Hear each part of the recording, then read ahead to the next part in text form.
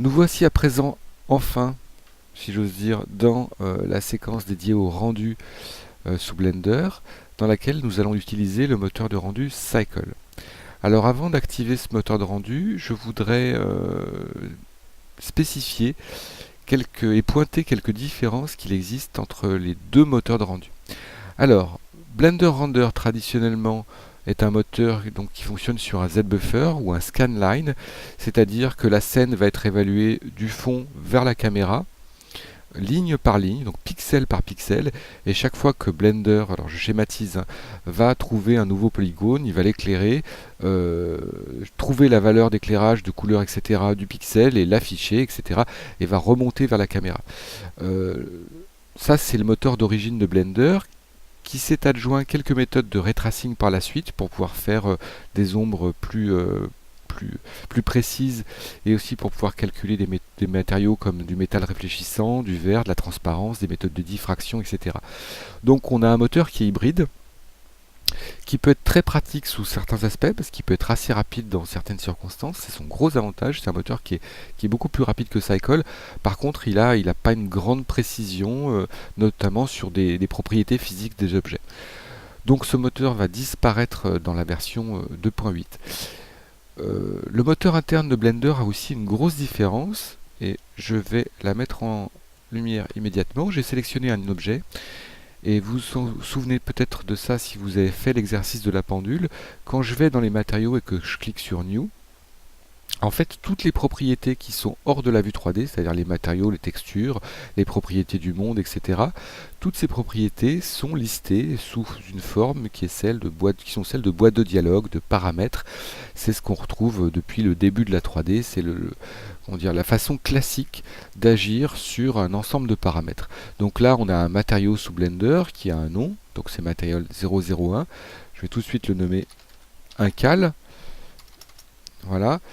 Et pour triturer, pour arriver à ce qu'on veut, pour triturer ce matériau, pour le faire évoluer, on sera contraint ici dans les limites de ce qui a été fait par les concepteurs du logiciel, c'est-à-dire qu'on aura des boîtes de dialogue qui nous permettront de venir modifier chacune des composantes, comment la lumière est réfléchie par le matériau, c'est-à-dire diffuse, spécular, shading, etc., etc. Transparency, avec évidemment, comme je l'ai dit ici, puisqu'on est encore dans le moteur de rendu interne, Z Transparency, donc un Z buffer ou un ray trace. Donc ça, c'est pour la méthode classique sous Blender. Il se trouve que quand on va activer Cycle, donc je l'active tout de suite, Cycle, déjà, premier point, la méthode de rendu est totalement différente, donc c'est un ray tracing avec différents algorithmes de ray tracing, et au lieu d'avoir un échantillonnage pixel par pixel qui se fait une seule fois sur un calcul qui part du fond de la scène, Cycle fonctionne totalement différemment. Il évalue tout de façon parallèle et il fait des cycles, et donc sur un premier cycle il va faire une ébauche de la scène avec beaucoup de grains, et on va rajouter plein de cycles différents pour venir affiner l'image, mais de toute façon je vais y revenir dans cette séquence. Autre différence fondamentale, on a non plus une utilisation de boîtes de dialogue et de curseurs, etc., de multiples curseurs et de multiples valeurs dans une fenêtre des propriétés pour agir sur les matériaux, pour agir sur les textures ou autres. On va pouvoir agir grâce à ce qu'on appelle des nodes. C'est quelque chose qui est assez nouveau en 3D. Quand je dis assez nouveau, ça a peut-être une dizaine d'années. Sous Blender, ça a 3-4 ans et c'est extrêmement puissant. Donc je vais activer ici Use Nodes, puisqu'on est maintenant sur Cycle. Et si maintenant je coupe ma vue ici et que j'affiche la fenêtre du Nodes Editor, alors je devrais mettre mes lunettes, voilà, Nodes Editor, Header Flip to Top. J'ai donc une fenêtre dédiée aux nodes avec à droite des boutons, des propriétés, donc c'est comme dans la vue 3D, View, Property et Tool Shelf, donc je vais tout masquer. Et donc j'ai un système de nodes ici qui a remplacé, qui vient pallier aux défauts du système classique de Blender. Chaque node pourra avoir des paramètres qu'on pourra atteindre donc dans la fenêtre des propriétés. Par contre, l'assemblage des nodes qu'on peut faire dans cette fenêtre ici est quasiment infini. Alors le système de nodes sera assez simple à manipuler. On a des boîtes qui correspondent à des boîtes soit ici d'entrée, donc diffuse nodes qui va correspondre à une diffusion classique de la lumière, donc entrée, un nodes de sortie qui lui sera unique, et qui permettra de rassembler tous les traitements qui seront faits dans cette fenêtre de nodes et qui seront envoyés au moteur de rendu. Et entre les deux, on aura toute une série de traitements sur la lumière, sur les couleurs, sur des tas de composantes qu'on peut retrouver ici dans Ads. Et vous voyez que vous avez un paquet de traitements disponibles. Le plus classique étant le shader qu'on aura choisi. Et ici, évidemment, c'est le shader classique, c'est Diffuse Shader. J'y reviendrai longuement dans d'autres séquences. Donc ces nodes sont assez faciles à manipuler. Clic gauche.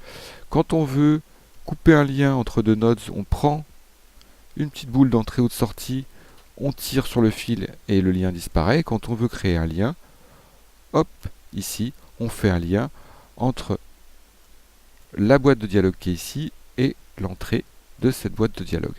Alors, il est bien sûr impossible de créer un lien, par exemple, entre l'entrée de cette boîte et l'entrée de celle-ci, puisqu'il n'y a aucune fonction logique qui puisse les relier. Donc il y a toujours des petites boules de couleur qui viendront vous aider pour savoir si vous pouvez relier deux nodes. Donc ces nodes vous seront utiles ici pour les matériaux, mais ils seront aussi utiles pour la post-production, pour les textures, pour tout ce qui concerne l'environnement, etc., etc. Donc on a ici tout un paquet d'icônes. La première étant bien repérable ici, celle qui correspond aux matériaux, donc qui seront activables quand on aura un objet activé. Donc ça c'est pour les nodes, j'y reviendrai longuement dans d'autres séquences. Autre différence fondamentale, et si je vais ici dans les propriétés du rendu, je retrouve toujours bien mes boutons de rendu, ça c'est normal. La dimension du rendu, donc la résolution de l'image que je vais masquer, ça ne change pas. Output ne change pas. FreeStyle, j'en ai parlé un petit peu, ça sera un moteur de rendu supplémentaire qui va permettre de rajouter des cernes graphiques, donc des lignes comme on voit en BD sur l'image. Je ne vais pas l'activer. Et par contre, j'ai une nouvelle boîte ici qui correspond à Sampling et qui sera exclusivement dédiée au moteur de rendu Cycles, puisqu'on le voit ici. Le paramètre le plus important, c'est Sample, donc c'est le nombre de cycles que le moteur va effectuer. Et on a deux paramètres. Le nombre de cycles ici, 128 pour le rendu final, et le nombre de cycles ici pour la prévisualisation, c'est-à-dire dans la vue 3D, puisque vous allez pouvoir lancer un rendu dans la vue 3D, évidemment ici, dans la vue caméra. Alors, avant d'aller plus loin, petite précision importante, le sampling peut se faire d'une façon parallèle, en fonction du nombre de processeurs ou de cœurs que vous avez. Il peut se faire sur le processeur de votre machine, mais aussi sur le processeur de votre carte graphique. Alors, dans le cas qui nous préoccupe, ce choix va se faire ici. Vous allez pouvoir choisir CPU, donc votre processeur machine, ou GPU, donc Graphical Processor Unit. Alors il se trouve que ma machine n'est pas très puissante, je dispose d'un vieux processeur à 2 cœurs. Par contre, si je vais dans File, User Preference, et que j'active ici l'onglet Système, Cycle me repère tout ce qu'il est possible d'utiliser sur ma machine comme Compute Device, donc comme processeur pour calculer l'image. Donc None correspond évidemment au processeur de ma machine, et CUDA, qui est une méthode particulière qui est propre aux cartes NVIDIA, va permettre de choisir la carte ou les cartes dont on dispose dans la machine. Donc ici j'ai cliqué sur GeForce GTX 580, ce qui va me permettre d'effectuer les calculs non pas sur le processeur mais sur la carte graphique. Et sur ma machine, le rapport est un petit peu près de 1 à 10, 1 à 12, donc c'est beaucoup plus rapide pour moi d'utiliser le GPU. Je vais donc tout de suite l'activer. Voilà, ça c'est pour les options de base du rendu Cycles. Évidemment, pour faire du rendu, il faut des lampes. Donc j'ai ici une lampe dans ma scène. Et les lampes dans Blender, alors elle est toujours en repère local, je vais la mettre en repère global. Pour la scène qui nous préoccupe, on va utiliser une lampe de type Sun. Pour l'instant, c'est une lampe de type Point. Alors on peut changer, puisque c'est les propriétés de la lampe, on peut venir les modifier ici. Je peux tout de suite cliquer sur Use Nodes, ce qui va me faire apparaître ici dans cet éditeur les propriétés les plus importantes, c'est-à-dire la valeur d'émission de la lampe. Alors vous verrez quand on va commencer à éclairer que cette propriété d'émission peut varier énormément selon le type de lampe. Donc ici j'ai une point lampe, ce qui veut dire un éclairage omnidirectionnel, donc dans toutes les directions, avec des rayons qui ne seront pas parallèles. De type Sun, avec des rayons parallèles donc important puisque tous les rayons sont parallèles, seule l'orientation de la lampe a une importance. Une lampe de type spot qu'on n'utilisera pas mais qui peut être pratique pour des éclairages de type théâtre puisqu'elle a un cône dont on pourra faire varier la taille et évidemment l'intensité sur les bords pour avoir un bord adouci. EMI qui est une lampe émidirectionnelle sur 180 degrés et la lampe Area ici qui est une lampe de type plane, donc plan, dont on va pouvoir faire varier ici la taille. Mais c'est une lampe qu'on utilise très peu dans Blender puisqu'on peut utiliser directement des objets de type maillage pour être émetteur et on le verra d'ailleurs dans une séquence suivante. Donc je vais choisir ici une lampe de type Sun. Je vais un petit peu la rapprocher de ma scène pour la voir ici dans ma vue 3D. Encore une fois, la position n'a aucune importance et vous allez vous en rendre compte assez rapidement. Et je vais ici dans ma vue caméra activer le rendu, non pas solide donc OpenGL, mais vraiment le rendu. Et là on le voit ici, Blender a effectué 32 cycles, il les a fait rapidement parce qu'il les a fait sur la carte graphique, et il a calculé mon image. L'image est totalement surexposée, donc je vais venir ici avec ce paramètre Strength, donc puisque la lampe est sélectionnée, j'ai donc mon paramètre Strength que je vais mettre à 1, et effectivement, on le voit pour une lampe de type Sun, une force de 1 est amplement suffisante. Par contre, si j'avais une lampe de type Point, il faudrait que j'augmente énormément les paramètres Strength pour avoir quelque chose de visible dans la scène. Donc il va falloir adapter vos paramètres d'émission ici totalement à la lampe que vous utiliserez. Donc je vais retourner sur une lampe de type Sun. Quelques paramètres importants dans cette lampe, Size, qui va permettre de simuler l'éloignement de la lampe. Et si vous le voyez ici, plus la lampe est éloignée, plus la lampe est petite en fait. Parce que ça correspond à un soleil réel. On voit que les ombres ici qui ont été créées sont vraiment des ombres très très dures. Donc on n'a pas d'ombre diffuse. Par contre, si j'augmente ce paramètre, un petit peu comme si on était dans une pièce avec, on va dire, une lampe de chevet un peu à distance du sujet, on aurait ici des ombres beaucoup plus diffuses. Voilà, donc pour l'instant je vais le laisser à 0 parce que j'ai un éclairage de type Sun. Je vais baisser l'intensité de ma lampe.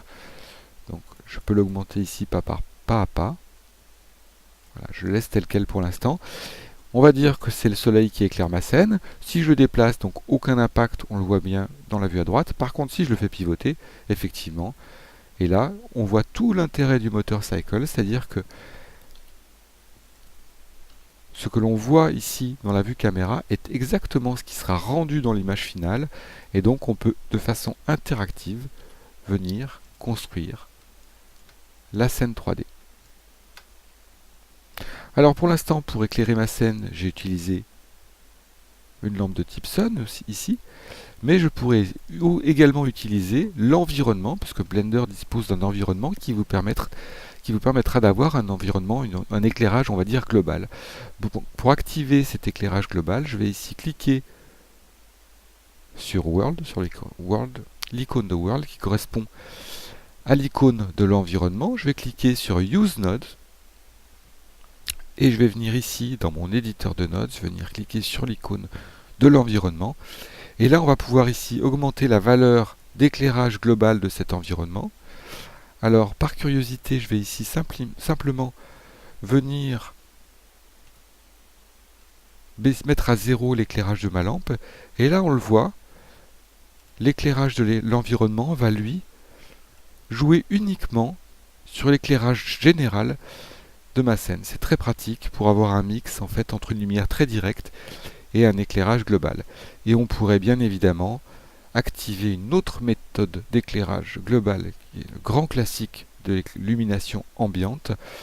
Donc illumination ambiante qui est occlusion d'ambiance qui va permettre ici de venir déboucher un peu les ombres et d'avoir un très, très joli, qui est très utilisé en Packshot Studio pour éclairer des objets et qui est un peu gourmand en calcul, faire varier la valeur de cet éclairage ambiant, donc cette occlusion d'ambiance. Donc je laisse ici à 0,33 et je peux venir ici, puisque ma lampe est sélectionnée, venir ajouter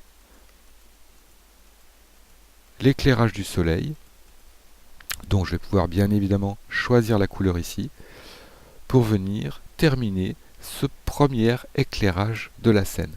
Donc ici, j'ai un éclairage, vous voyez, qui est interactif. Je pourrais le désactiver d'ailleurs dans la vue caméra et l'activer ici dans ma mise en scène. Je pourrais continuer à tourner autour de ma scène. Alors c'est très pratique parce qu'on peut continuer à sélectionner les objets. Si je sélectionne par exemple ici l'incal, je peux me placer ici dans la scène et le faire bouger. Donc c'est très pratique. Et je peux ici faire varier tous mes paramètres, donc les paramètres d'environnement, les paramètres d'éclairage de la lampe, les paramètres des matériaux si on en utilise, etc. etc. Donc pour l'instant, je vais désactiver. Alors vous le voyez ici, Blender, plus la scène, plus la fenêtre est large d'ailleurs, plus l'image à calculer est grande pour lui, et plus le nombre de cycles se fait de façon lente. On le voit ici, 18, 19, 22, 24, jusqu'à 32 cycles. C'est les cycles donc qu'on a définis dans la prévisualisation, donc qui est située ici. Donc ça correspond à Preview. Je vais rebasculer en mode solide et je vais tout de suite, enfin, cliquer sur le bouton qu'on attendait. Donc je vais lancer le rendu final de l'image. Vous allez voir que pour calculer cette image, Blender va occuper l'espace d'une des vues pour afficher un visualisateur d'image. Donc je clique sur rendu. Blender me calcule ma scène. Alors si je regarde dans dimension, elle est à 50%, donc elle doit être à la moitié de 1920 par 1080. Vous voyez que cette scène se calcule par petits carrés. C'est ce qu'on peut spécifier plus loin ici dans Performance, ici. Donc dans Performance, Blender a choisi tout seul de me calculer les tiles, donc de petits carrés de 64 pixels par 64 pixels de large, et il va les faire les uns après les autres jusqu'à ce qu'il ait fini de calculer l'image. Et donc voilà, j'ai fait le tour un petit peu des options importantes dans Blender. Alors vous l'avez remarqué, le calcul a été un peu plus long, 36 secondes forcément, puisque j'ai choisi un nombre de cycles, de samples, d'échantillons de 128 pour le rendu. Et effectivement, cette image a beaucoup moins de grains. On voit quand même un petit peu de grains ici. Si je voulais avoir une image parfaitement lisse, je pourrais augmenter mon nombre de samples. Je vais passer ici de 128 à 256, en sachant qu'on a aussi d'autres méthodes pour avoir une image qui est lisse et propre. Donc j'ai déjà mis une première image que je viens de rendre. J'ai donc bien les couleurs des objets que j'ai spécifiés, puisque a priori j'ai décidé d'aucun matériau dans la scène. Le fond légèrement gris foncé, enfin même très gris foncé qu'on voit dans la scène, correspond ici au gris de mon environnement. J'aurais pu en changer, on le verra dans une scène suivante, puisque comme on l'a vu dans la scène que je vous ai proposée, la scène est très colorée. On fera ça dans un deuxième temps et dans les séquences qui vont suivre. Pour l'heure, je vais simplement sauver mon image, donc je vais faire Image, Save as Image. En théorie, voilà, Blender m'amène tout de suite dans le dossier que j'avais choisi au préalable. Je choisis Test 01 comme nom d'image, je fais Save as Image et mon image est sauvée. Je vous donne